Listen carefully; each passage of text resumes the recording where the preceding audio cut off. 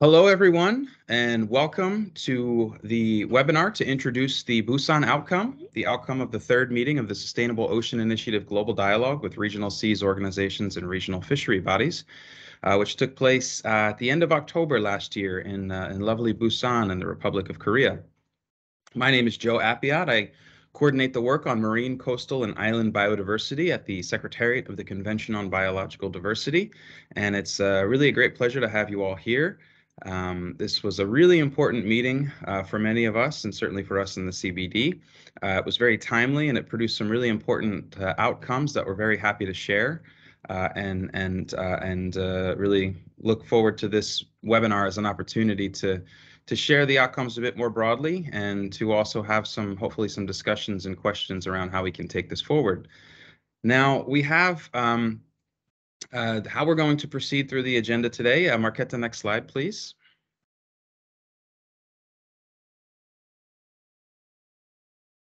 There we go.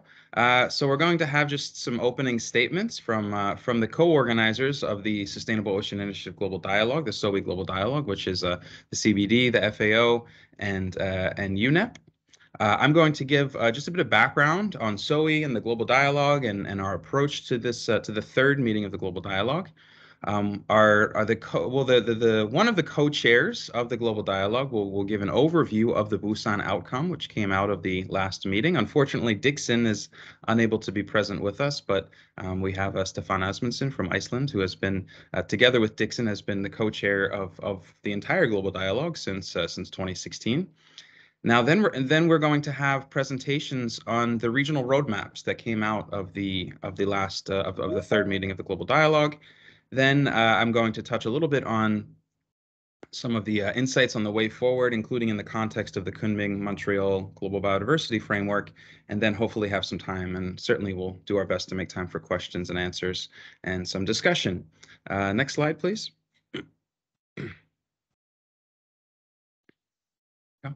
So we're also very pleased and thankful to have experts and representatives from different regional groups who together with other colleagues from their regions produced these regional roadmaps. Now, these were either new regional roadmaps that were produced at that third meeting, or updated versions of previous regional roadmaps that they had done, that these regions had done at previous meetings of the Global Dialogue.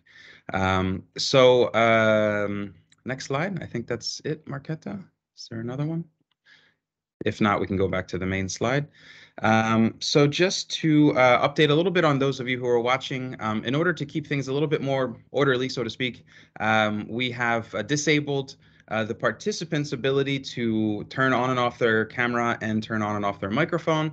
But rest assured, when we come to the Q&A session, we want to hear from you. So when we come to that time, please use the raise hand function to indicate your desire to speak, and I'm sure our esteemed chair, Mr. Stefan Asmundsson, will give you the floor and be able to engage in the discussion. So with that, I will pass over to Stefan Asmundsson from Iceland, who will chair and moderate the rest of the webinar. Thank you. Thank you very much, Joe. The agenda has me making some welcome remarks. I think I'll keep it very short. First of all, just to stress, as Joe already pointed out, that I'm not the only chair here. Normally, we are co-chairs, myself and Dixon Varuinke, who unfortunately cannot be with us today, but the plan was also for him to be involved in this session. But I just wanted to say that from my personal experience, starting getting involved in this from the perspective of NEAFC, and then asked by the CBD to continue in my role as co-chair after I left that and started working again for the Icelandic government, that the SOI has been a very useful forum. It's basically something that I have been involved in from the start. And it's been very interesting for me to see it develop and getting very much well established. It's not a question of introducing it to most of the representatives of the regional bodies. They are already quite familiar with it. They are familiar with how it can develop. And I think the CBD has done a very good job in sort of maintaining ownership by the relevant regional bodies when it comes to the SOI. But like I said, I don't really see much point in me making a very lengthy statement here. I'd rather be able to use that time for the questions and answers towards the end to get all of you involved. So I would like to move on to the agenda item on opening statements, and we have 3 people who will make statements in that context, and I will start by giving the floor back to Joe Appiod of the CBD Secretariat, so he can make a few opening remarks. Yes, please, Joe, go ahead. Thank you. Yes, as we are often to do, making statements on behalf of our organizations, and in this case, on behalf of the Secretariat of the Convention on Biological Diversity, happy to welcome you all to this webinar to showcase the outcomes of the 3rd meeting of the SOI Global Dialogue. I wish to first acknowledge, with sincere appreciation, the financial support of the Ministry of Oceans and Fisheries of the Republic of Korea, and the Government of Japan through the Japan Biodiversity Fund, and the Government of France through the French Office for Biodiversity, which made the meeting possible. We also really greatly appreciate our valued collaboration with the Food and Agriculture Organization of the UN, the FAO, and the UN Environment Program, or UNEP, for their collaboration in coordinating the SOI Global Dialogue. I also wish to thank our esteemed co-chairs, Mr. Dixon Waringe, who unfortunately can't be with us, and Mr. Stefan Asmundsen for their tireless leadership of this important dialogue. Now, the Global Dialogue is a part of a broader Sustainable Ocean Initiative, which is a global capacity building platform coordinated by the CBD Secretariat, which is focused on connecting different facets of the ocean community and on engaging a range of stakeholders in the achievement of global goals for the ocean. The SOI Global Dialogue has put this focus squarely on the importance of regional ocean governance and cross-sectoral regional collaboration. But as we know, these synergies and alignments don't happen on their own. We have to work together to build them, which takes time and effort, but can pay off enormously in terms of progress towards our common goals. And while such synergies need to be embedded within the work and deliberations under the respective processes of these regional organizations, informal discussion under the SOI Global Dialogue provides a key means to create the enabling conditions for enhanced collaboration and coordination. Now, overall, and despite some progress in some areas, the overall health of the ocean and the provisioning of ocean of ecosystem services from the ocean is still in decline. In response, we are seeing increasing political attention on ocean issues, and the global and regional ocean policy landscape is growing in size and complexity. The need for transformative action, including in response to new multilateral instruments and frameworks, requires enhanced coordination and collaboration across sectors and must have a clear focus on regional approaches as a key means to bring about change for the ocean. But importantly, this transformative change does not mean that we completely do away with our current and past practices, but rather we must scale them up and build on achievements. We must support positive actions that have demonstrated success and work to better understand the positive and negative implications of our current ways of working. The 3rd meeting of the Global Dialogue was a valuable opportunity to examine and better understand the roles of regional collaboration in the context of this rapidly evolving ocean and ocean policy landscape, and importantly, how this connects both to national implementation and to broader goals for sustainable development. So we certainly look forward to continuing to advance the SOI Global Dialogue to enable tangible and transformative action. Thank you, Mr. Chair. Thank you. And without further ado, I would like to give the floor to Mr. Piero Manini, who will make an opening statement on behalf of the Food and Agriculture Organization of the United Nations, the FAO. Piero, hopefully you are here somewhere, and the floor is yours. Hi, Stefan. It's not Piero. It's going to be Stefania taking over from Piero for this occasion. Piero That's fine. Stefania, please go ahead. Okay. Apologies on Piero's behalf. He had to leave the office, unfortunately. But actually, it's a good chance for me to introduce myself. I recently joined the team. So we'll be working with Piero and hopefully with many of you carrying forward. So I will do the statement for FAO. So yes, so for FAO and obviously NFI, the Fisheries and Aquaculture Division, would like to thank you all for this invite and confirm FAO's and the division's institutional interest in support in this process. FAO has supported and will support the further expansion of all these cooperating mechanisms, as well as the partnership between FAO, UNEP, and the CBD Secretariat. The FAO Committee on Fisheries, COFI, had its 35th session last September, where FAO was encouraged to continue providing support for RFMOs and RFABs, including through the Regional Fishery Body Secretariats Network, the RSN, and to develop cross-sectoral cooperation between the RFMOs, the RFABs, and the regional seas conventions and programs, taking into account their different mandates and their roles. COFI also recognizes the existing cooperation between regional fishery bodies and the Regional Seas Convention and action plans. The SOI Outcome is an important landmark for the joint management of the oceans and their living resources that has paved the way to promising and substantive results. FAO and NFI do urge during the next global meeting to highlight what are the tangible results and the action plans to be achieved by through the cooperation between the RFBs and the regional advisory bodies. This experience is also extremely important and will be essential to inspire other processes, such as the future implementation of the BBNJ agreement and all its regional processes. So on behalf of the FAO Fisheries and Aquaculture Division, I thank you and I wish you all a most fruitful meeting. Thank you very much, Stefania. We're happy to meet you, and we trust you are a good representative of FAO and look forward to working with you more in the future. Thank you. Well, hopefully, Piero is not lost to us, even if you are joining. Certainly not. Then, without dragging this any further, I would like to give the floor to the representative of the United Nations Environment Programme, UNEP. And we have here a wonderful case of nominative determinism, since the person who will be going to represent UNEP at this meeting about SOI is, of course, Nancy SOI. So, Nancy, please go ahead. Thank you so much, Stefan. And good evening, good morning, good afternoon, all. I want to sincerely thank you for inviting us and for organizing this meeting together with the CBD. And on behalf of UNEP, I want to sincerely appreciate and to give our gratitude and appreciation to the Secretariat of the CBD for organizing this session to debrief us on the outcomes of the third SOI meeting, which was held last year in Busan.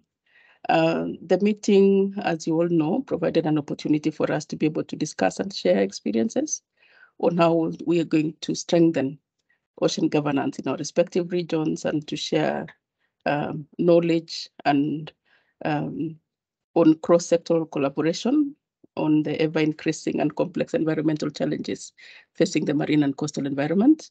And I recall, or we recall all, that at the time we were waiting for the adoption of what now is famously called the Kunming-Montreal Global Framework on Biodiversity, which is now here with us. And as an organization, I'm happy to report that we are gearing up with the support of particularly the Regional Seas Program in supporting its implementation.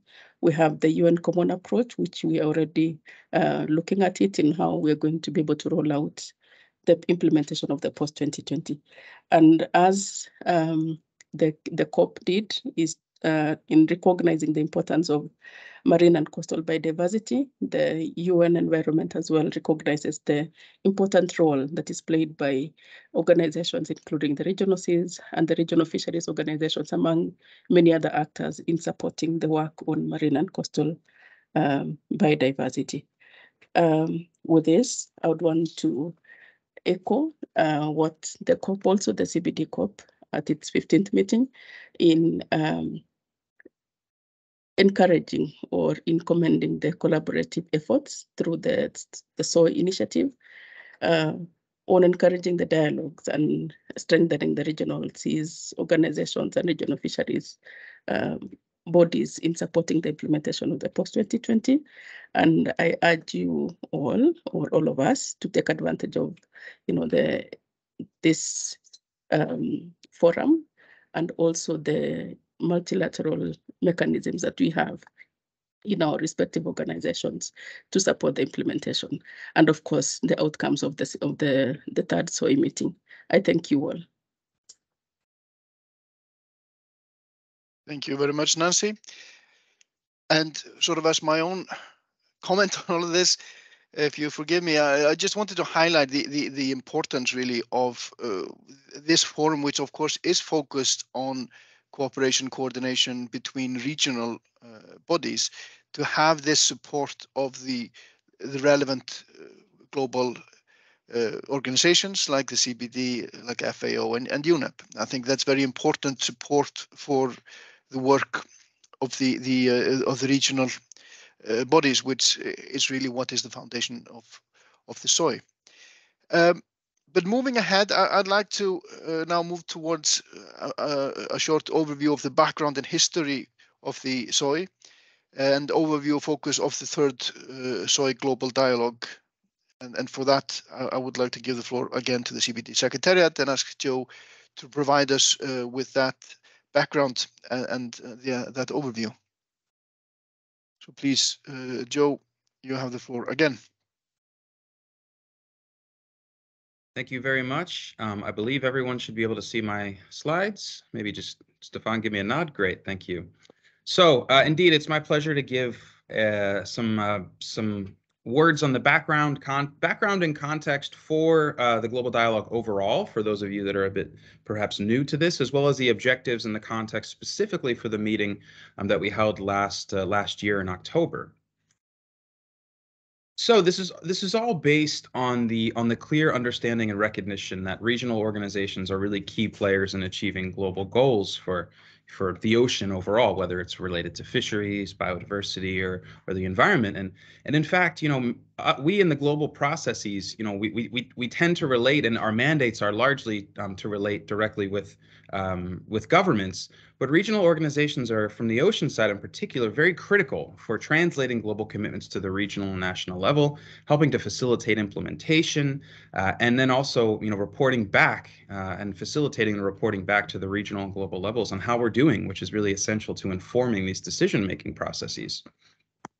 Now, on the basis of this clear recognition of the importance of regional organizations, we in the CBD, together with our colleagues at FAO and UNEP, formed the Sustainable Ocean Initiative Global Dialogue with regional seas organizations and regional fishery bodies, which we often call the SOI Global Dialogue, back in 2016.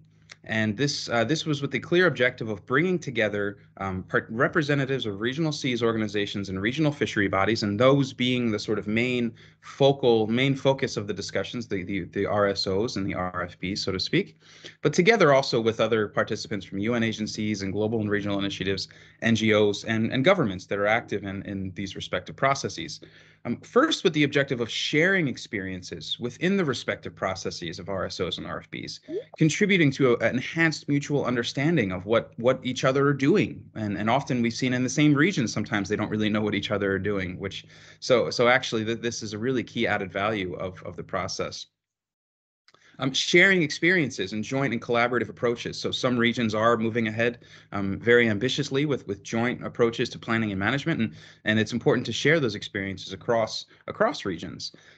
Identifying opportunities and approaches for collaboration between regional bodies. So having an informal space to see where and how things might work for a certain region, and how and where lessons could be transferred from one region to another and applied within the socio-political and environmental context of a given region.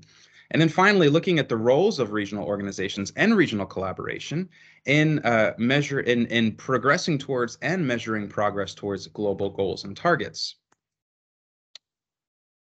Now, overall, the focus of this process is certainly not to add a whole new range of responsibilities and ambitious new objectives and initiatives to these regional processes, but actually rather to identify where and how improved coordination and cooperation can help regional organizations better fulfill their mandates and to support the achievement of global, regional, and national objectives. The focus is largely on practical, actionable, and achievable steps. So what can they actually do, and not sort of some pie in the sky ambitious things that will never hope to be achieved. But importantly, also learning lessons and tailoring approaches to regions, and understanding that this can take many different forms, which can span from simply improved communication among regional bodies in a given region, all the way to establishing perhaps formal cooperation mechanisms and joint projects, and also understanding that given different regions will have to decide for themselves what is the best way to progress in coordination and collaboration. We've had 3 meetings thus far, and the intent was to have meetings every 2 years, but COVID had other ideas in 2020. So we've had all of these meetings very kindly hosted in the Republic of Korea with very strong support from the Ministry of Oceans and Fisheries and our friends in the Marine Biodiversity Institute of Korea, or MABIC, together with many other very generous donors listed there, and is also interspersed with various intersessional working group discussions. And in 2020, or was it 2021, I believe, and we had a virtual intersessional workshop, given that we had a delay due to COVID. So this is certainly a part of a process. That's why we say it's the meeting of the Global Dialogue, because the dialogue is ongoing. So this is another 3rd meeting of the Global Dialogue that we're talking about here. Now, the consistent focus of the Global Dialogue from its beginning has been on issues of common interest across regional bodies. So we really focus on issues that are relevant to the work and the mandates of both regional seas and regional fishery bodies. And in that regard, we took quite a lot of effort to identify some key thematic issues as shown here, primarily focused on the ecosystem approach, or the ecosystem-based management, area-based management tools, which can take different forms, as we know, preventing, reducing, and mitigating the impacts of pollution, which again can take different forms for regional seas and RFBs respectively, and looking at monitoring and data and information sharing. So these were identified to be issues generally and overall of common interest to these 2 different groups. But what the 3rd meeting also focused on was really important global developments that were happening at the time and that are still happening. We had a very prominent focus on the Kunming-Montreal Global Biodiversity Framework, which was adopted in December last year. At the time, we didn't have the name Kunming-Montreal Framework, so it was called the Post-2020 Framework, which is what you'll see in many of the slides, I'm sure. But this was a major opportunity for discussion and to identify and consider how regional organizations will engage and help implement and monitor this new framework. We also focused on other effective area-based conservation measures, looking at area-based conservation tools that are not protected areas, and thereby also then relevant for fisheries management. So how regional seas and regional fishery bodies can work together to look at OECMs in the fisheries sector that also deal with biodiversity components, and what kind of collaboration there could be really useful to bring value to both respective groups of organizations. As many of us know, we're potentially nearing the adoption, the finalization of a new international instrument on marine biodiversity in areas beyond national jurisdiction. And this was an important time to consider what this means for regional organizations and regional collaboration. And we also have a process which is much newer, so to speak, on the development of a new international agreement on plastic pollution. So this was a time to consider what this means for regional organizations. And given that this instrument on plastic pollution and the negotiations are quite new, I think this was probably the first time for some of the regional partners to really consider what this means for them. So this is just a snapshot of what we tackled in the meeting.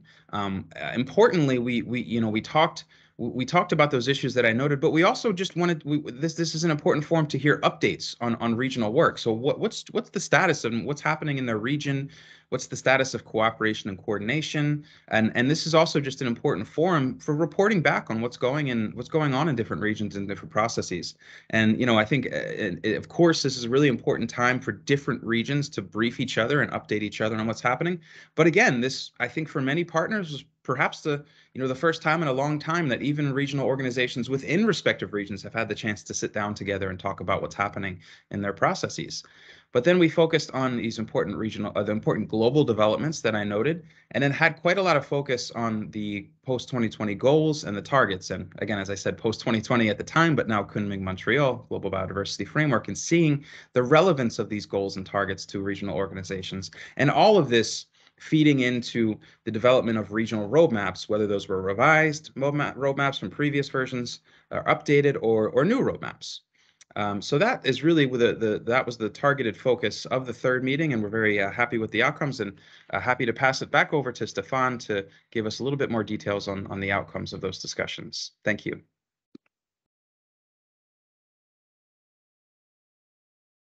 Thank you, Joe. I think that was a very good overview of both where we have come from and what was the last meeting that we had. Now, as he just said, I think time now is for me to present to you a bit more on the key points and main outcomes of that third meeting, the so-called Busan Outcome. Again, the intention originally was for me to make a presentation here along with my co-chair, Dixon. So I reiterate the point that, of course, he is also the co-chair, and his contribution to this has been very important. So it's unfortunate he can't be with us today, but we will soldier on. If I can get the next slide, please. Here you have the structure of the outcome with the co-chair summary of the meeting. It's important to note that it's not a negotiated text. We don't basically waste time at the meeting to finalize a text to that extent. The intention is not for this to be something that is a formal declaration formally agreed by the relevant participating bodies, but rather something that me, along with my co-chair, do as a summary of the meeting, drawing from the discussions and presentations that have taken place.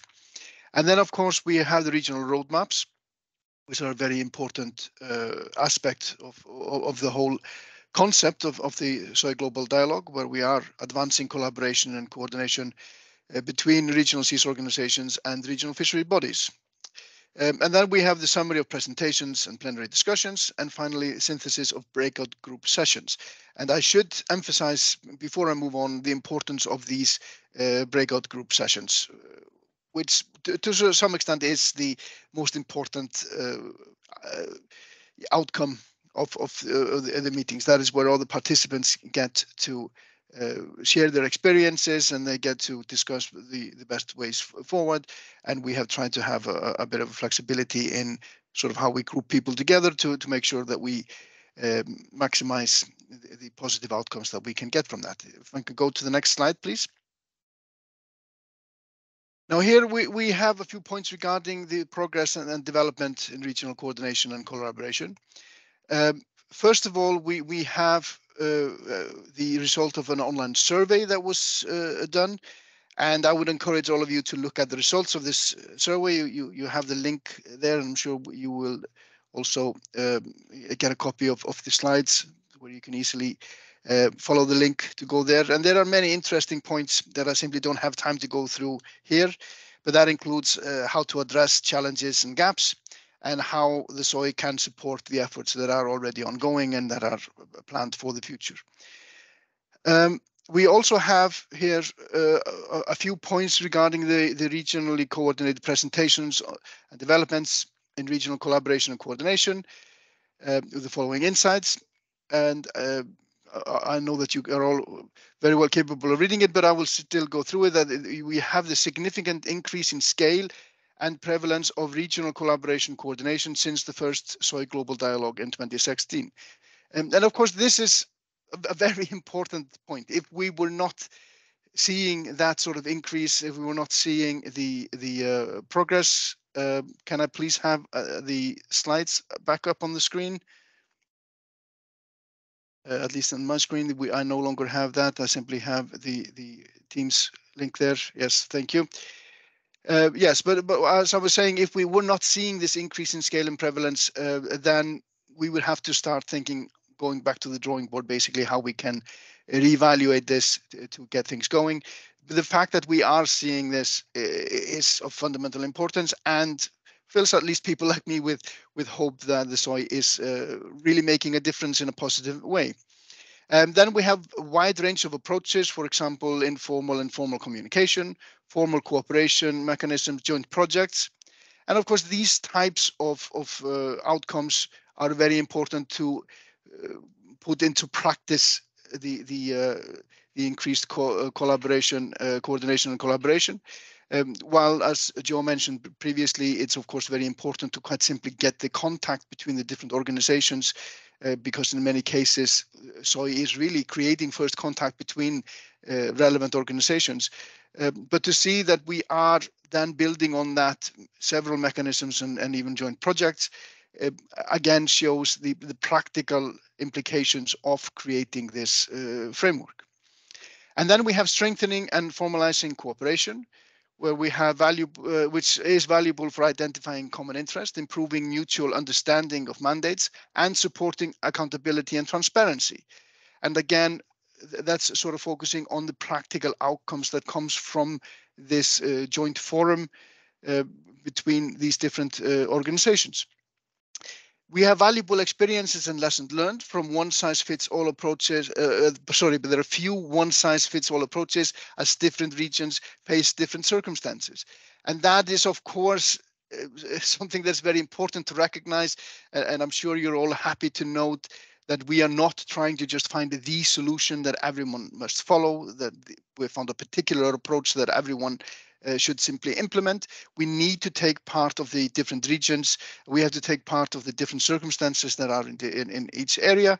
And that is very much something we are focused on. And that means that we are also moving at a different pace regarding the coordination and collaboration in different regions. In some cases, we already have something quite significant set up and in place, even some formal cooperation.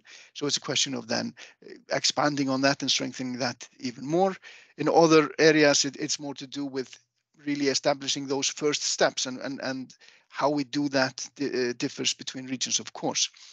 And then we have global intergovernmental processes that help advance regional coordination, collaboration on issues of common interest.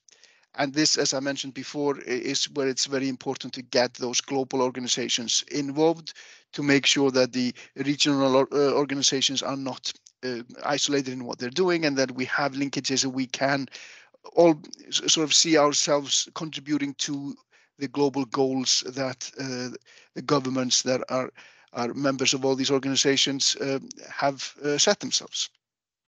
Now, I would like to stress at this point that, of course, the regional bodies remain in control in accordance with their mandates. So the purpose of the SOI is to help them to coordinate and have good collaboration, but not to in any way sort of take over and control their work. It's all very much done on the basis of the regional organizations continuing to be the owners of the exercise, so to speak.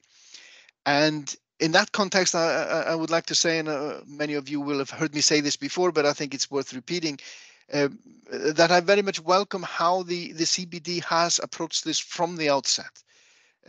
It would have been quite an easy way forward to sort of look at the goals that had been set at CBD, which were basically the IHE targets at the time, and look at that as a rationale for doing some empire building on behalf of the CBD. So set themselves as the sort of main actor in trying to achieve those goals.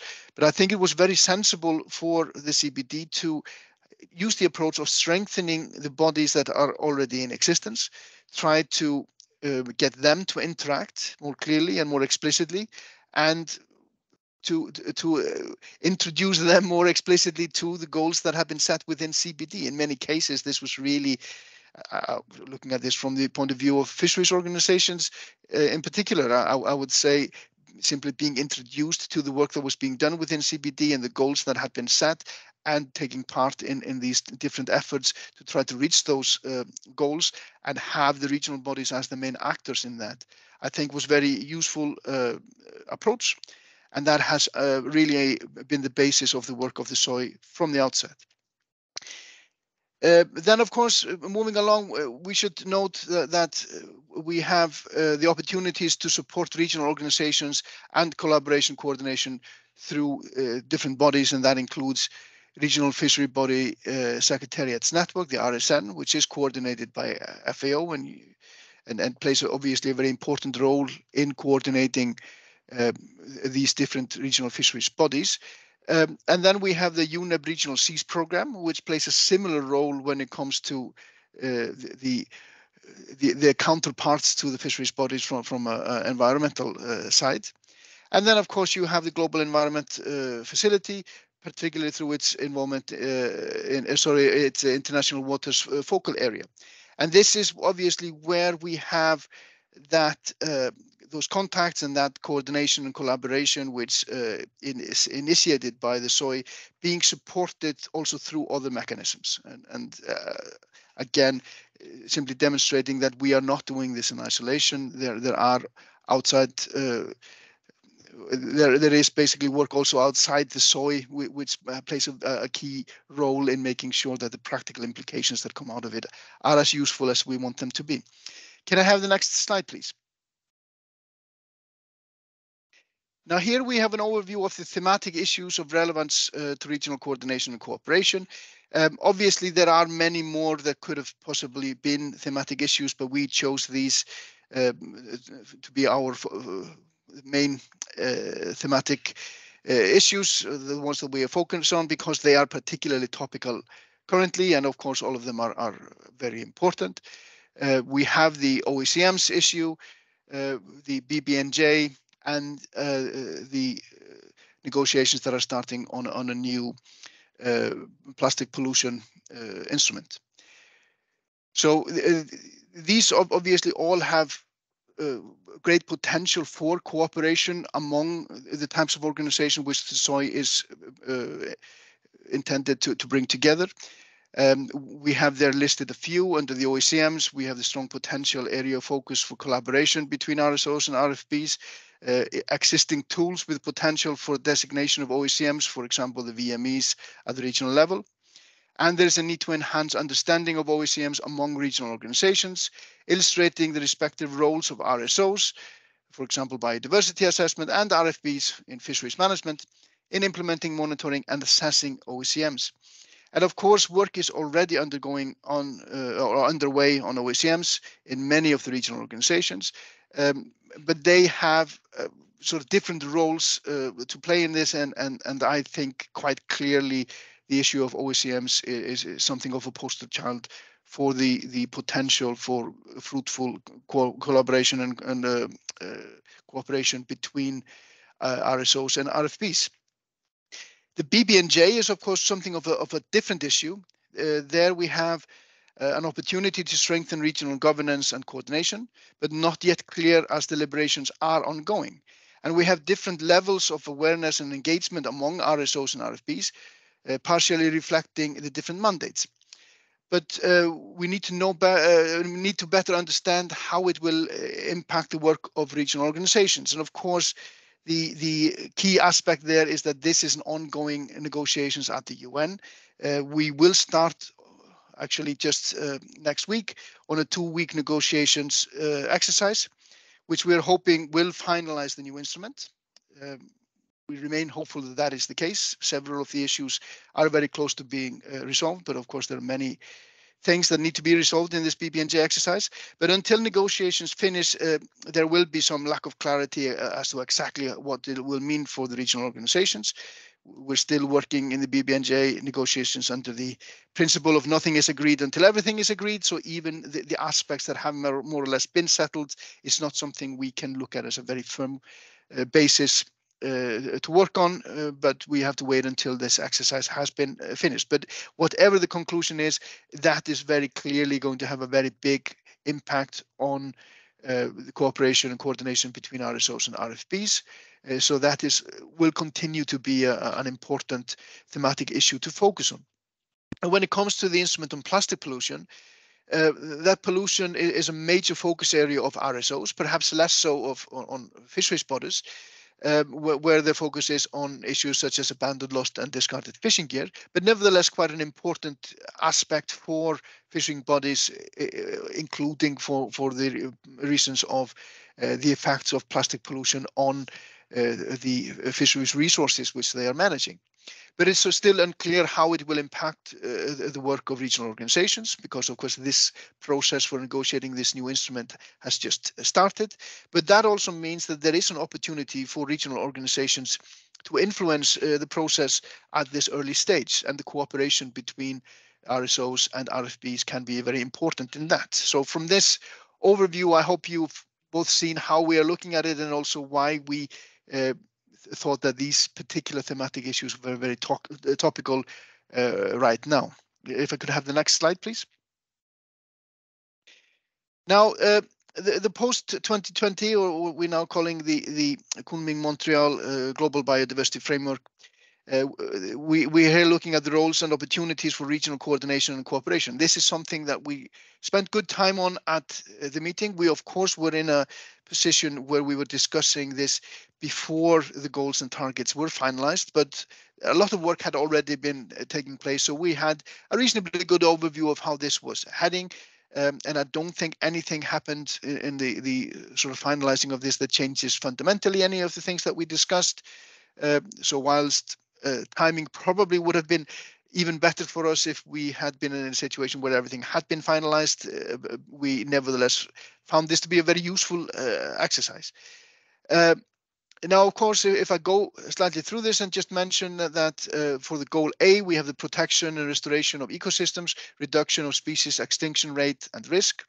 This is closely aligned with mandates and areas of work of RSOs. Increasing focus on the role of RFBs in conservation in the context of ecosystem approach to fisheries management.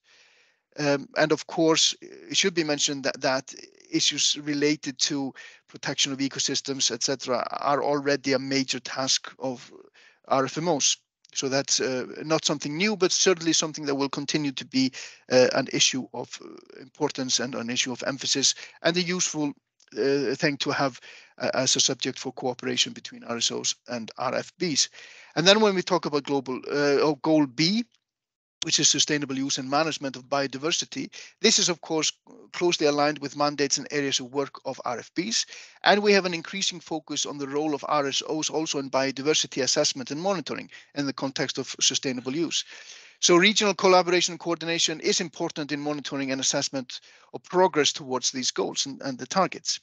So SOI is clearly a forum that can contribute to that cooperation and coordination, which is something we need to reach those goals. So hopefully we can continue to build on what we've done and use SOI as a tool to reach the goals that have been set by all the countries that are parties to the CBD. If we also look at the 23 action-oriented targets, then obviously when we were discussing this, we had different levels of emphasis, different length of time that we could spend on each of those. As you can see, if you have 23 action-oriented targets, we are not going to spend equal time on all of those, but try to look in particular at those who have the most importance for the work that we are focusing on.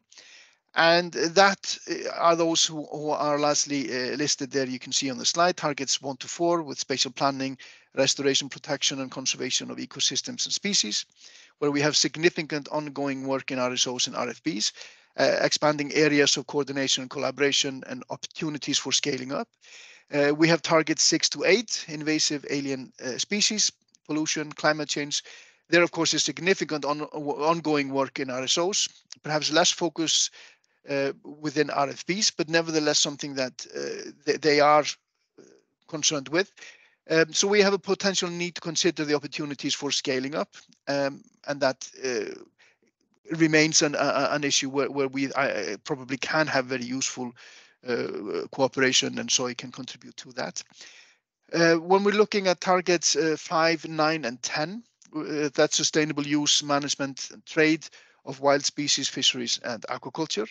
There you have significant ongoing work in RFBs, perhaps less work and focus on in RSOs, but potential need to consider the opportunities for scaling up there as well. And again, clearly something where the involvement of RSOs can be useful, and the relationship between the two different types of organizations can be very much complementing each other in issues, even where the primary focus can be quite clearly on one side. It does not mean that there's not an important role for the other. Now, there are a number of other targets. You have relevant work under RSOs and RFBs to other targets, including 11, which is ecosystem services, 14 on biodiversity mainstreaming, 15 on business and private sectors, and 19 financial resources. Again, in all of these, we have the great opportunities for cooperation and coordination. In a manner of speaking, we have an abundance of wealth of different options on where to focus our work, but it does not really do anyone any favors to try to do absolutely everything. That's more likely to simply result in any outcomes at all. But we obviously at the third meeting of SOI, we spent a lot of time on discussing all this. And this is only a very brief summary, but this is to some extent the sort of main body of the work that we're doing there, and how we are moving forward towards these targets and goals set at the CBD. Can I please have the next slide? Which I believe is the final slide. And here we have enhancing the impact of SOI Global Dialogue with RSOs and RFBs. We had plenary discussions on the ways in which to enhance the impact of the SOI Global Dialogue with RSOs and RFBs, building on its progress since its inception. This is, of course, just a brief summary of the main points, but again, we must ensure that the SOI is not static, that we continue to develop, and that the participating organizations remain in the driving seat for that. So it's very important to engage with that sort of dialogue and see how the participating organizations see the role of the SOI in moving forward. And I'd like to highlight these 6 points that you can see there in front of you. The importance of continuing the SOI Global Dialogue on a regular basis, potential intersessional work and sessions in the margins of major international meetings. We have the importance of RSOs and RFB secretariats being engaged in the dialogue to become ambassadors, which would be highlighting the value of this process to their parties and member states. Again, this is a key aspect in the efforts to not be static and make sure that this is not just dialogues among the secretariats, but that the parties and member states get involved and make sure that they give the secretariats the mandates they need to continue with this engagement. And then we have the value of engaging those parties and member states of RSOs and RFBs in the SOI Global Dialogue, but we need to do this strategically. There's not really much point in trying to have a meeting with 100 parties. It would quite fundamentally change the way we are working within the SOI, but we found that it would be of value to increase to some extent the engagement of the parties and member states, rather than being fully or almost fully based on the secretariats of the different bodies. And then we need to better engage other entities and organizations that support regional governance and the cooperation and collaboration. The SOI Global Dialogue could facilitate discussions and coordination at the regional level, including on thematic issues of interest, and OECMs has been highlighted there as an important thematic issue, which, as I mentioned before, to some extent is the poster child of the type of cooperation and coordination that SOI is trying to promote.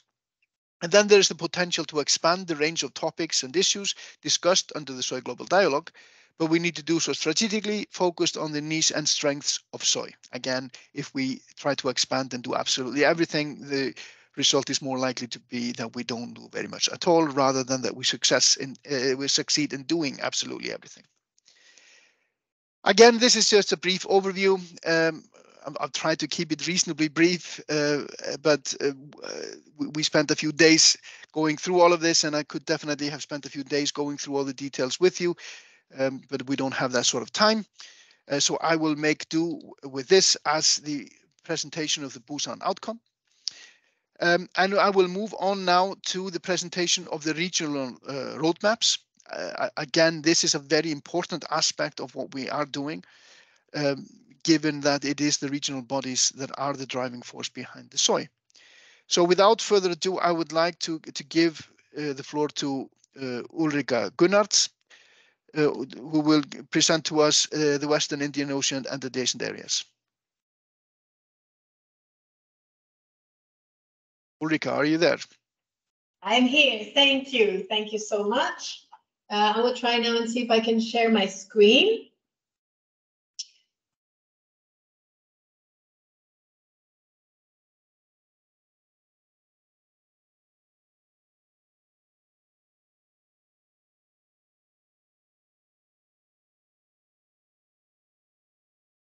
So now, please advise if you can see properly my screen and the presentation.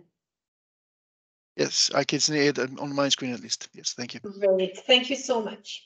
Thank you. So my name is Ulrika Gunnart. I'm a regional project manager for a project that works specifically working to implement a partnership between the Southwest Indian Ocean Fisheries Commission and the Nairobi Convention, which are the two.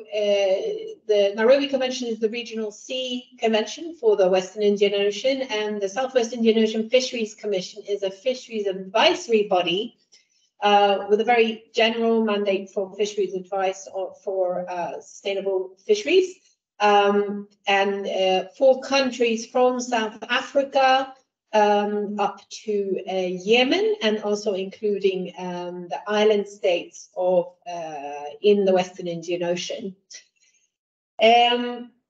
I was part of a group in the Busan meeting where we reviewed the regional roadmap for the Western Indian Ocean, and included in the group were also representatives from the Nairobi Convention, from the Regional Convention for Fisheries for the Gulf and the Sea of Oman, so IFC, myself, and also a representative from the Comores, the international seabed agencies, UNDOALOS, and the Heriot-Watt University.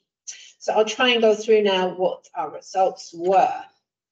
So one of the first things we looked at here was to review the vision and the milestones. And you can see the results here. It's very general, common vision: healthy, productive, and resilient ocean for the well-being of all. Then we also went ahead to try and define and revise also the major milestones to what is it that we want, what are the milestones in this collaboration. So the first stage there was the identification and shared understanding of what existing relevant bodies and their competencies and mandates, so that everybody is aware who else is working on what in the region. The next milestones, as we saw it in the collaboration, would be an enhanced framework for collaboration for strengthening the cooperation at the regional level. So creating these kind of frameworks. So there were some examples of this, for example, this partnership between the SOI and Nairobi Convention. And then also the next step was to identify areas of common interest and opportunities for collaboration. So this enhanced framework, this could be done within this enhanced framework. And finally, also the last milestone would be to establish mechanisms for coordination, engagement, and collaboration in areas of common interest. So some of the thematic issues and common interests that were highlighted, of course, the ecosystem approach is here very central in the form of ecosystem approach to integrated ocean governance, and also ecosystem approach to fishery, of course. Marine and coastal spatial planning, we've already heard, also other related area-based management tools, so linking between for OECMs and protected areas, linking this to fisheries regulations, and also importantly, community-based management opportunities.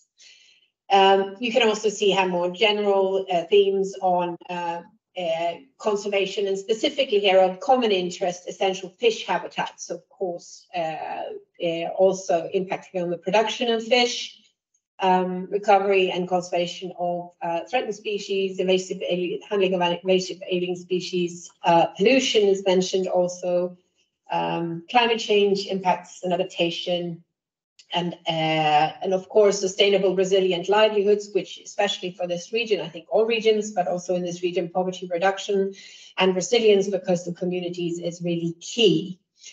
And you can see here also, this also links to community-based approaches, co-management, and really supporting structures for local stewardship.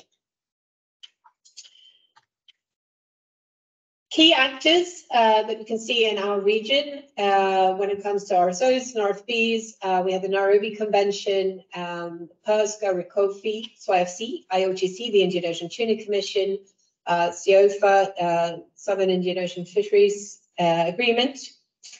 We also have regional economic communities which play an important part in this regional collaboration linked to the EU, the Indian Ocean Commission, the Southern African Development Corporation, IGAD, EAC, and COMESA.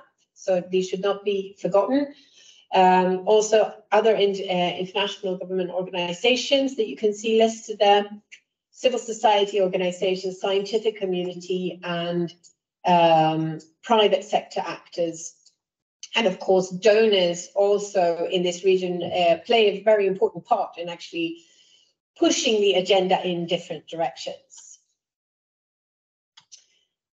We also looked here at possible collaborative activities. So this was also, I guess, a little bit reflected in the milestones. But first, of course, information exchange, coordination, and standardization of, for example, reporting systems on the state of fisheries, the state of coastal and marine environment. This is one of the first things that have been suggested also to be developed for the Western Indian Ocean. There is a report on the state of the marine and coastal environment to also collaborate on sections for fisheries under in these reports. Collaboration on resource mobilization and also joint development of integrated assessments, as I mentioned, capacity building, coordination on events, and stakeholder engagement, importantly, to help stakeholders see these linkages. And the modalities here, you can see attending each other's meetings to keep informed, regularly communicating, sharing outcomes of meetings, events, and projects, and more advanced, creating joint task forces on thematic issues or developing joint or linked digital platforms for information sharing. So, for example, trying to link information hubs to share metadata or information about metadata. Right. Also, we looked at short-term and long-term priorities, which you can see displayed here. Basically, identify priority areas of shared concern is a first step here. Knowledge exchange, developing plans for cooperation in specific areas, and then potentially moving on to organizing joint meetings and collaborating and contributing to the next assessments under the UN regular process. Overarching issues that were highlighted: gender mainstreaming, regional cooperation towards various international agendas, sustainable ocean-based economic strategies, of course, strategies for blue economy, been developed by the AU and are also being developed on a sub-regional and regional level. So actually contributing to ensuring that these also align with the ecosystem approach, which you can see, and integrated ocean governance that you can see below, and also promoting the science policy interface. Youth engagement and capacity building were other areas. And that was all from me. Thank you very much, Ulrika. Next, we're going to hear about the North Atlantic, Baltic, and Mediterranean, and that is Darius Campbell, the Secretary of NEAFC, who will give the floor. Before giving the floor to Darius, though, can I reiterate the need? So in order for us to be able to have a bit of a questions and answers session towards the end, I ask those who are presenting regional roadmaps to try to stick to 5 minutes maximum. Otherwise, we will find ourselves in a situation where we won't really have any time for that Q&A at the end. So, Darius, you're next, and please try to stick to 5 minutes. Thank you. Go ahead. Okay. Thank you very much, and I hope you can all hear me. Yeah, so I'm presenting the not a roadmap on the North Atlantic, Baltic, Mediterranean, and Black Sea. And you might ask why not roadmap, and I guess the quick answer to this is that the Sustainable Ocean Initiative is a forum for discussion between regions, but that doesn't mean it dictates the process to them, and that's where we ended up in the sort of wider North Atlantic group, and I'll explain that in detail. If you can take us to the next slide, please, Marketa. Our discussion involved ICES, the science organization, some regional seas organizations, HELCOM for the Baltic, and then OSPAR for the wider Atlantic, and UNEP-MAP for Mediterranean and Black Sea, and also the Specially Protected Areas Regional Activity Center, which did a lot of discussions on behalf of UNEP-MAP and of GFCM, the fisheries organization for the Mediterranean. Other fisheries organizations were NIAFC and NAFO. And we had support from the Global Biodiversity Framework focal point from Egypt and from Gobi.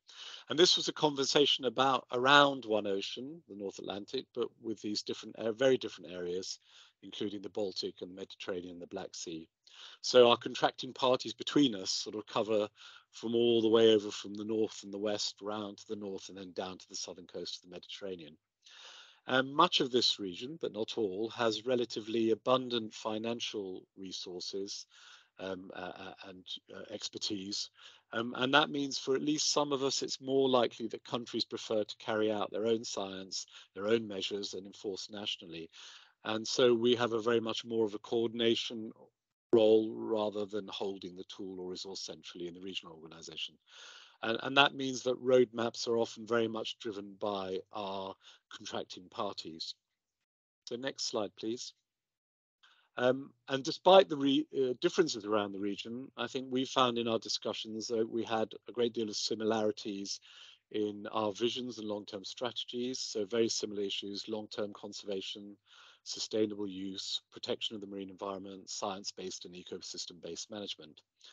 But this is often couched in very different language, reflecting the different cultures of marine and coastal biodiversity versus fisheries management.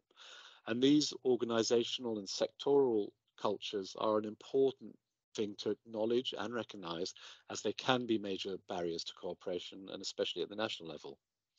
So the next slide.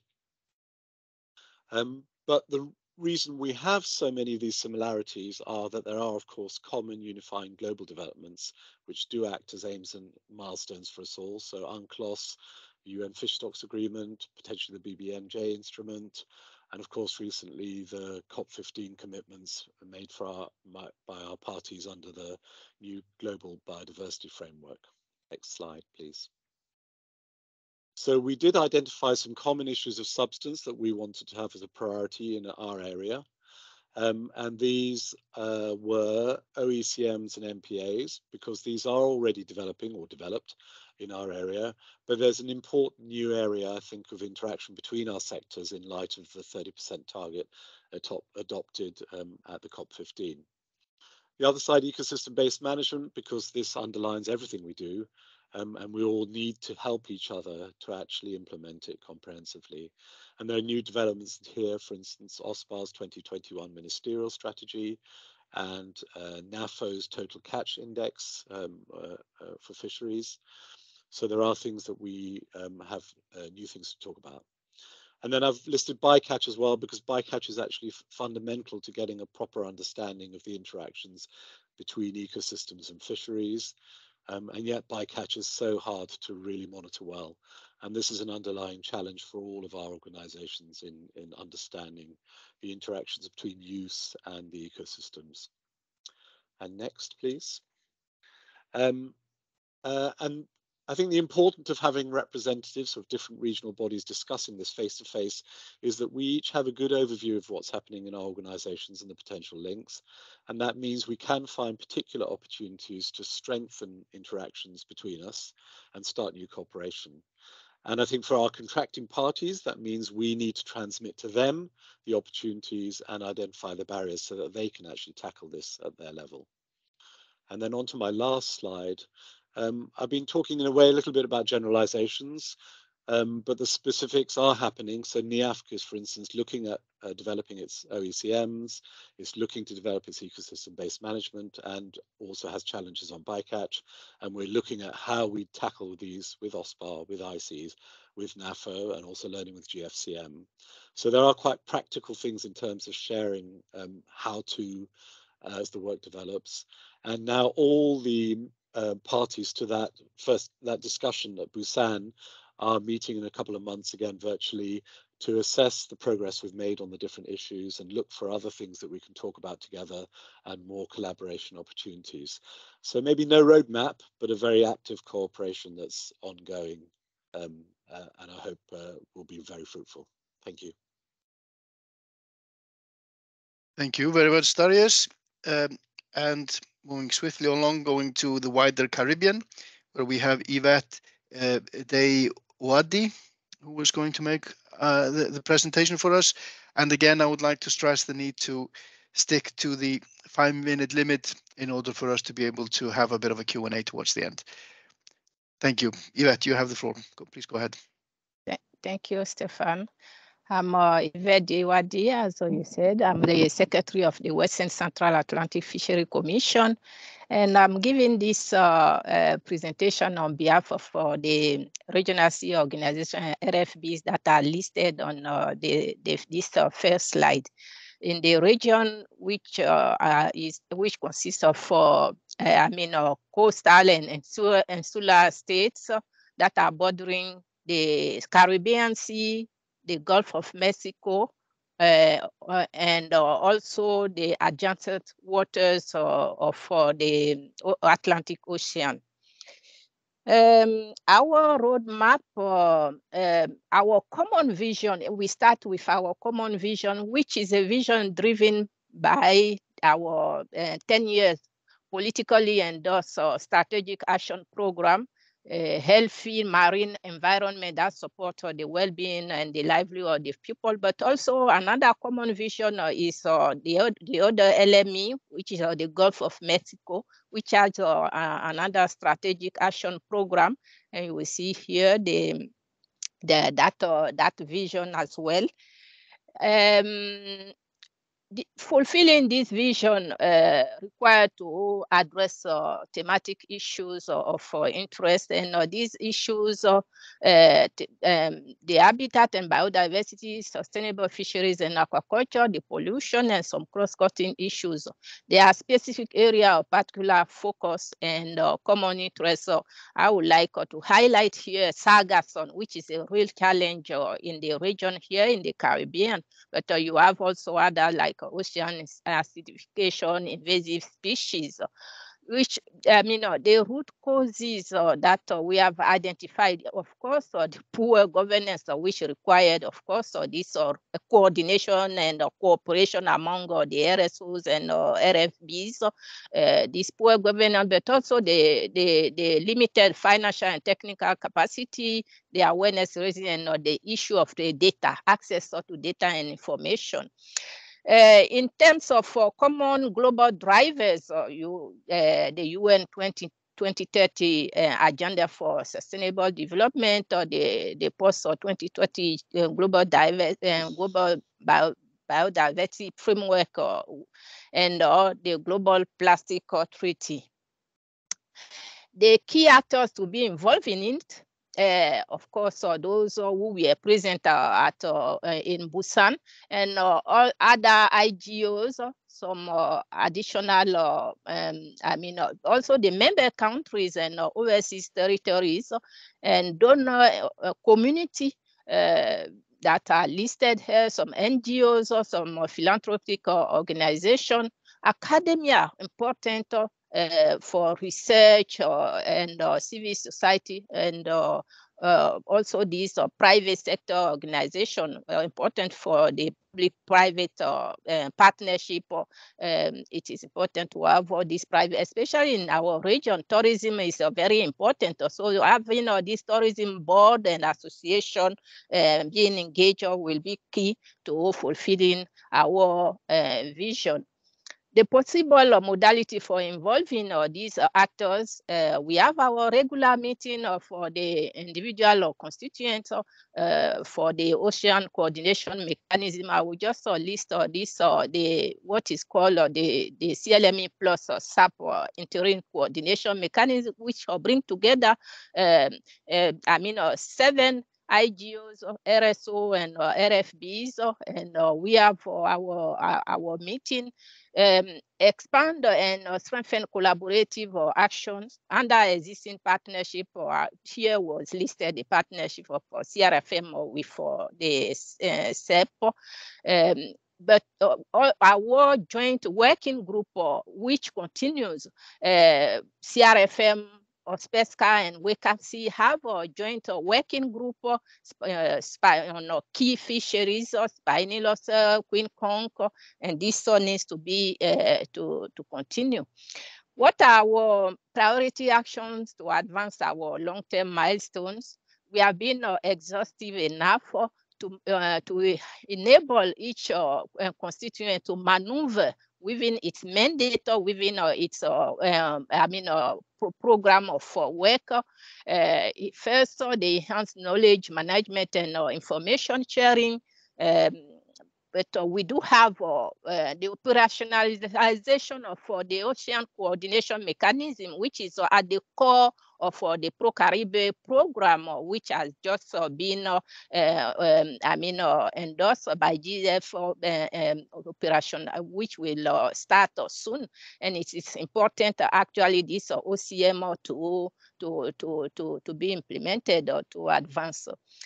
We have also the advance of MSP, MPA, OECM, the fishery traceability, the blue carbon, and the marine component that we also touch upon.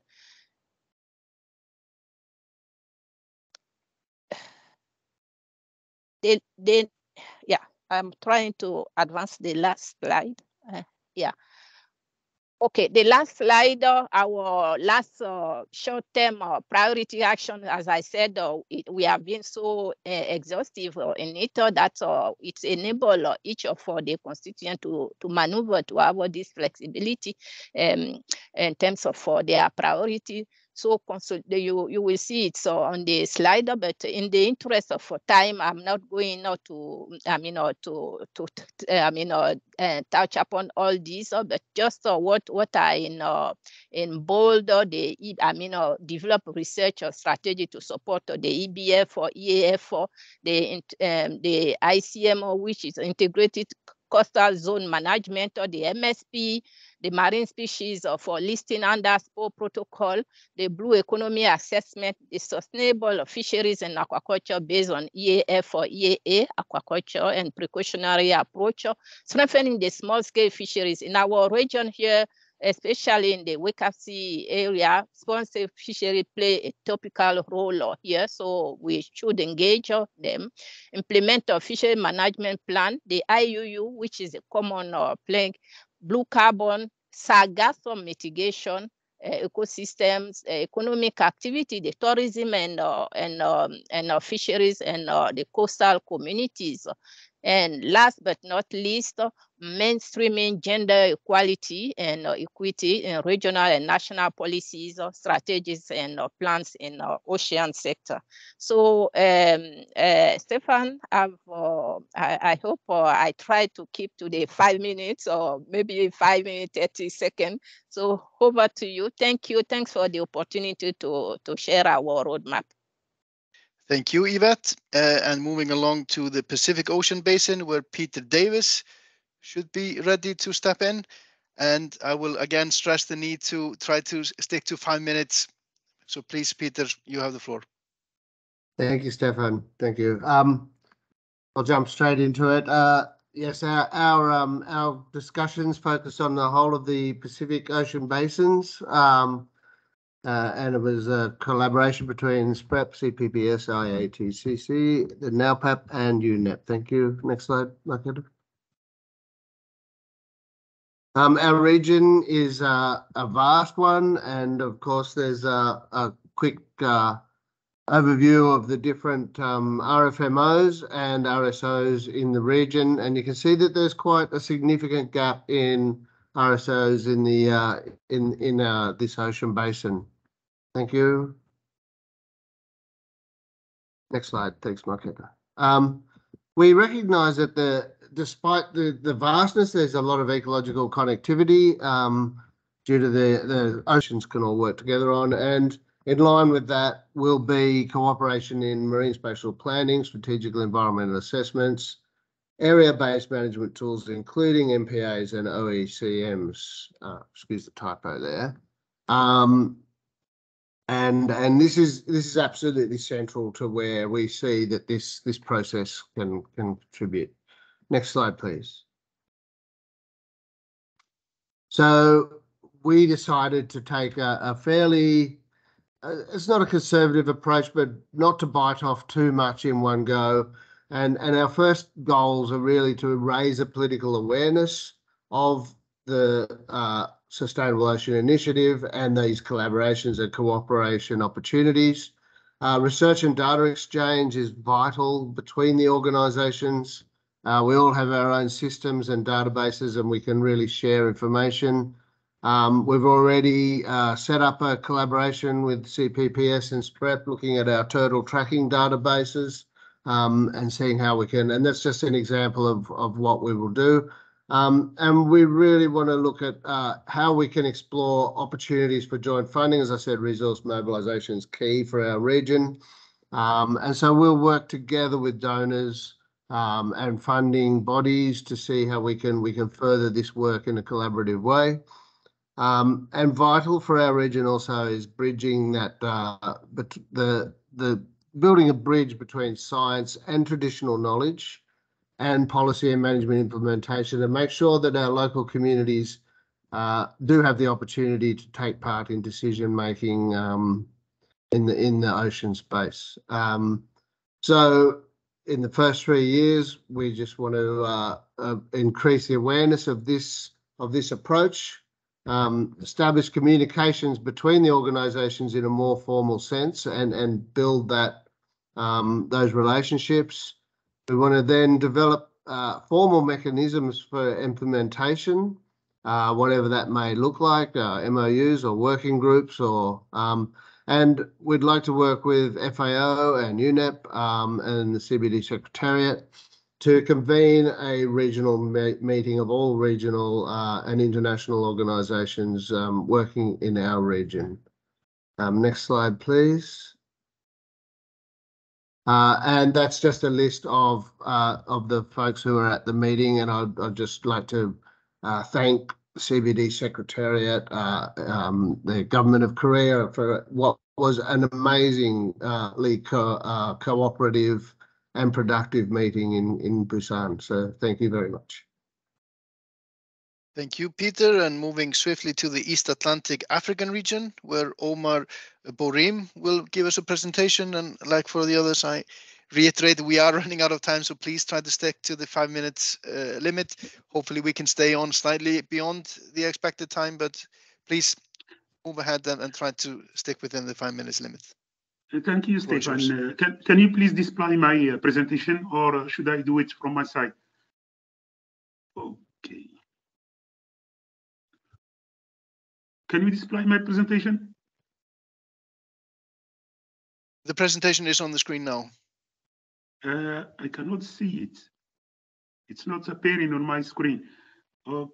Okay, now it's okay. It's okay. Thank you, Stefan. Good morning, everybody, and good afternoon for those who are at the east of this planet. So I am talking as a consultant of Atlantic Ministerial Conference, but on behalf of the East Atlantic African side. What I have noticed is that, for example, the Western Indian Ocean and adjacent area, our presentation is quite similar to some extent. I will present what we have agreed upon during our stay in South Korea. Next slide, please. Next. Okay, here it's the geographical frame of the all entities that have contributed to set up this roadmap. Next, please. Okay, so based on the latest version of the roadmap to improve cross-sectorial cooperation, synergies for effective implementation and cross-regional sharing, the East Atlantic African Region Group, which with which the Global Initiative for Biodiversity of the Ocean, GOBI, and the World Monitoring Center for Nature Conservation Unit, WCNC, and also has appointed ATLAFCO Ministerial Conference to present the roadmap drawn up by the SID group, and which includes the entities that attended the third meeting of the SOI, namely ATLAFCO, ICAT, Abidjan Convention, Benguela Current Convention. Next, please. Next. Okay, we have here 8 themes. This is why I said that Western Indian Ocean, our presentation is quite similar to that of this group. We have the common vision, which consists on regional cooperation toward a productive and resilient ocean for the well-being of all.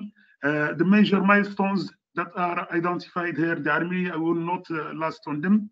Next, please. So the thematic issues and common interests, for example, area where the work for regional sea organizations or regional fisheries bodies can be implemented. I can say, for example, critical habitats, pollution, in that to implement MARPOL annexes and the relevant convention. We have also regional cooperation for discussing, coordinating work toward various international agenda. Marine spatial planning, which is a very important issue, which is right now an issue on which work the ICE, UNESCO, and where I myself work there in Morocco as to be national focal point before I retire. Next, please. The key actors for thematic issues vary from those for general cooperation. There is a need to identify and understand dynamics between different actors, both within industries, stocks, and between sectors. Thematic issues, each thematic issue has its established network of institutions. Okay, next. Next, please. Okay, for general actors, for cooperation, United Nations Economic Commission, I have here kind of all entities that are considered in that, for example, FAO, ATLAFCO, Benguela Convention, Abidjan Convention, ICAT, SECAF, etc. Also, the actors provide a direct link to member states as stakeholders. Their role include harmonizing policy, coordinating donors and inputs, and supporting capacity. And also we have the civil society, where we have international NGOs and local NGOs. Okay, next, please. Scientific community, my concern all governmental or private communities. We have also private sector and donors, which are regional donors, including African Development Banks, JF, United Nations Development Bank, FAO, IU, IBAR. For international actors, also we have that must consider regional situations and be coordinated to ensure that funds are being allocated where they are needed. Next, please. Next, please. Okay, next, please. Next, please. Next slide. Okay, last slide is that short-term priority actions, 3 years, fully establish the overall framework for regional dialogue facilitated by the SOI process, identify possible sources of financing, resume regular meeting of regional sea organizations, the RFBs, identify capacity need by for each thematic area, promote knowledge improvements, identify data gaps, and collaborate to implement the post-2022 GDF. And the last theme is the overreaching general issues, gender mainstreaming and equity, regional cooperation, and the institutions support for national efforts to meet SDG. Thank you very much. This is the last slide. Thank you. Thank you very much. Moving ahead to the last regional presentation, and I do apologize that we're running out of time. Hopefully most of you can stay on. So for South and Southeast Asia, Christian Polpandian apologize for probably mispronouncing the name, but with a last name like mine, I have some leeway in that. Krishnan, you have the floor, and I do ask you to try to make sure that you do not overstep the 5 minutes limit. Can we please have his presentation up? Krishnan, are you there? The South and Southeast Asia presentation. So he seems to be having some trouble connecting. He's texting me at the moment. Yeah, just so- I'm in. I'm back. Okay, very good. Please, you have the floor, and I urge you to try to be as brief as possible since we are running out of time. Sure. But please go ahead with your presentation. Your PowerPoint show is on the screen now. Please. Yeah. Good evening, and I'm Krishnan, representing Bay of Bengal Program Intergovernmental Organization, presenting the regional roadmap for the collaboration and cooperation between the RSOs and RFBs, particularly in the South Asia and Southeast Asia, based on the discussions that we had in Busan. Next, please.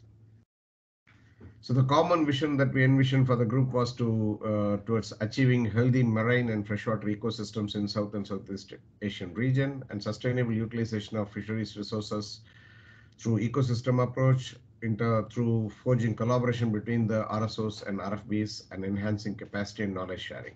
Yeah. And the major milestones that we had identified were mainstreaming GBF's targets in the work plans of regional organizations, and we fixed a timeline also that could be feasible. Formulating regional action plan on marine litter and plastics by 2025, building regional capacity and implementing the national pilots for ecosystem approach to fisheries management and coastal ecosystem by 2028, developing regional plans for blue economy and marine and coastal ecosystem conservation framework by 2030, implementing ASEAN resolution and plan of action on food and security in Southeast Asian region by 2030. Next. The core thematic issues are quite similar with other groups thus far presented: conserving aquatic habitats and biodiversity, combating marine pollution, restoring fishery stock and curbing IUU fishing, adapting to and mitigation of climate change impacts, preparing CMSP, and then conservation of MPAs. Next.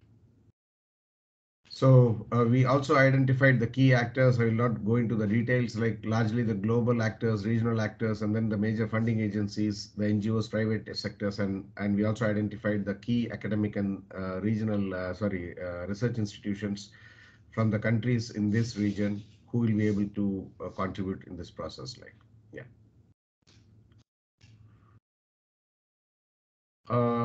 Among the three major thematic areas, we identified the areas of specific collaboration and cooperation and the cooperating agencies. Largely, the mechanism identified was through capacity development and the knowledge sharing. And within that, say for fisheries resource management, it was in stock assessment, EAFM, IU fishing, improvement in the design of the fishing craft. And in terms of the second thematic area, coastal and marine ecosystem management and conservation, the areas identified were like blue economy, MPA, CMSP, monitoring of the coral reef health, conservation of the priority areas, and also similarly areas were identified for the marine pollution. And the cooperating organizations for each one of them were also largely identified as shown here. The modalities for involvement was conducting a webinar series and establishment of data sharing platforms similar to the clearinghouse mechanisms. We just took examples like the earlier experiences as well. Development of joint project proposals and then projects for resource mobilization. Organization of annual regional online meetings between the RSOs and RFBs. These were the large modalities of involvement. Yeah, and we listed the actions grouped into short-term and then long-term milestones. By 2023, we thought like we'll be initiating the joint webinar series. Annual regional dialogues will be done in 2023 in the next 3 years. Development of joint research projects, we'll be initiating talks now, and then by 2024, we should be able to make a project. Development of regional data sharing platforms by 2025, development of methodological framework for near real-time stock assessment involving BOVP FAO by 2024, sub-regional and regional policy frameworks for livelihood insurance for marine fisheries sector. That's by 2025 by BOBP. And similarly, some larger targets, quantitative targets, were identified for the long term by 2030 as well. Like next. Just I would like to give a glimpse, like as a follow-up to that, like currently we are in the thick of organizing one international symposium jointly with CIFDEC and then BOBP, and that is IC's FAO working group meeting where 25 countries are there, and all 8 Bay of Bengal rim countries are also participating. And one of the side event that we have planned next. One of the side event that we have planned is on development of a marine fisheries research network for the Bay of Bengal region. And in this, all the 8 members around the Bay of Bengal, they have participated, and then the major focus was to strengthen research collaboration, as has been the focus during the Busan conclave as well. Like, thank you. This is our team that. Thank you. Thank you very much. And with that, we have finished the regional presentations. I'm afraid we have already run out of time, so I thank those who are still with us, and hopefully you can stay on slightly longer. I will give the floor now to Joe Appiott of the CBD Secretariat for insights on the way forward. And hopefully enough of you can stay on for us to have a short Q&A session. Even after that, we'll see that. But I will understand if some of you will need to go, but hopefully we can stay on a bit longer. And Joe, you have the floor to make the presentation. And then after that, hopefully we can have a short Q&A. Thank you. Sure. Thank you very much. Well, in the interest of time, actually, I think it's more important for us to hear from some of the attendees. So I'm going to forego my slides and forgo some of the more detailed things I was going to say, but just to thank those who've given these presentations, and also just to note that in line with the overall focus of the Global Dialogue being an informal space for discussion, these regional roadmaps are likewise a product of that informal discussion, and not formally endorsed by the respective governing bodies of these different processes. So more of a basis for them to explore how these roadmaps can be taken up within their respective regions and within their respective processes as they see fit. They're not formally negotiated outcomes of any kind, but an informal outcome of these discussions. And also just to say that within the CBD, and certainly I hope also from FAO and UNEP side, we intend to continue this dialogue as a sustained process that we see will be not only important, as it was for the initial stages of looking at regional engagement in these major global processes like the Kunming-Montreal framework and BBNJ, but also will continue to be important, and perhaps more important as we move forward with the implementation of these different instruments, to come back to the global level and with each other at the regional levels, reporting on how they're doing and how they're engaging. So this is certainly a dialogue that we intend to take forward. And we hope, we are considering how to make this more effective, including by better engaging donors who may be interested in supporting some of this work, better engaging some of the governments and respective parties, but of course in a strategic way. But something that we certainly intend to continue, but also to scale up and see how to make it more impactful as we go forward. So I'll leave it at that, and happy to hear from the attendees. And just to note, attendees, if you want to ask questions, which we very much hope you do, click the raise hand button and I'll give you the floor. Thank you. So please, the floor is open. We already have Rebecca Lent asking for the floor. Please, Rebecca, you have the floor.